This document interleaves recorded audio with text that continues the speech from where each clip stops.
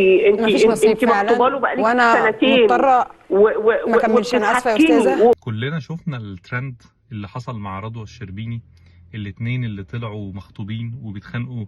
هو احنا هنقعد فين؟ هو عايز يقعد مع الام تكون معانا، وهي رافضه الموقف ده تماما. وكانت الخناقه على هذا الموضوع وانتهت زي ما شفنا، تسيب له الدبله وانا مش مكمله. ومن هنا بدأ الترند. بغض النظر الترند ده حقيقي ولا مش حقيقي، تمثيل ولا مش تمثيل، كل الكلام اللي اتقال ده انا عايز اتكلم في الموضوع من منظور تاني خالص. منظور هي فكرة كيفية انهاء العلاقات، مهما كنا مختلفين، مهما كنا مش متوافقين، ايا كان.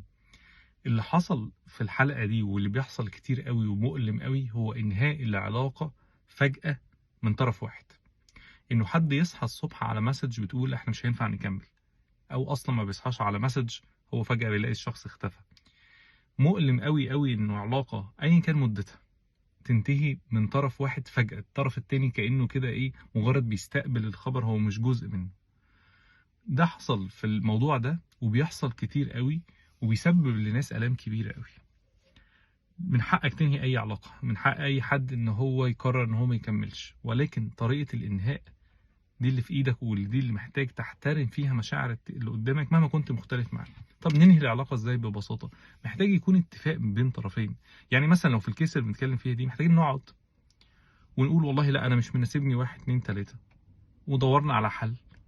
والشخص التاني ده يا يوافق يا لا، ولا والله انا كمان مش مناسبني، احنا الاتنين وصلنا لحيطه سد، مفيش اي اوبشن ان احنا نصلح، شكرا مش هنعرف نكمل، احنا الاتنين اتفقنا ان مش هنعرف نكمل.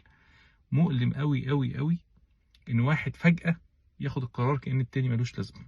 لو انت اللي بتنهي العلاقة خد بالك من مشاعر اللي قدامك، ما تبقاش خسرت كل حاجة. خسرت العلاقة ولكن طريقة النهاية في ايدك انت.